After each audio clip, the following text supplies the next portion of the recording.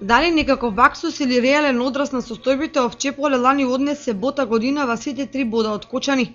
На градскиот стадион Никола Мантов жолто-сините се поразени со 2:0 од просечната екипа на Овчеполе во игра во која посериозно не го загрозија голот на противникот. Гостите во првото полувреме во игра без игра ги успаа домакините за во вториот дел со само 2 потега да си осигурат вредна победа и големи 3 бода.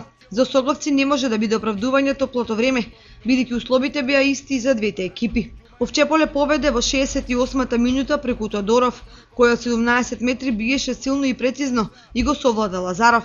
Не помина ни 5 минути, а Доневски со неочекуван удар го изненади домашниот голман и ги постави конечните 2:0. Дури во вториот гол кочанчани се разбудија и притиснаа кон голот на Овчеполе, но без резултат. Во другите надпревари во третата лига Исток, слог 1934 е изненадена од Работник, кој во Виница славеше со 1:2.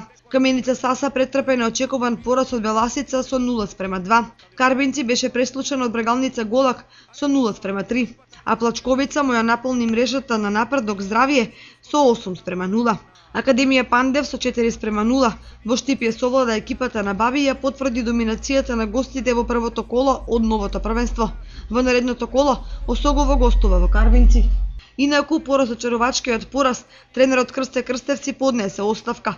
Дали истата ќе биде прифатена или пак ќе се најде некое решение, ќе се знае во наредните неколку дена.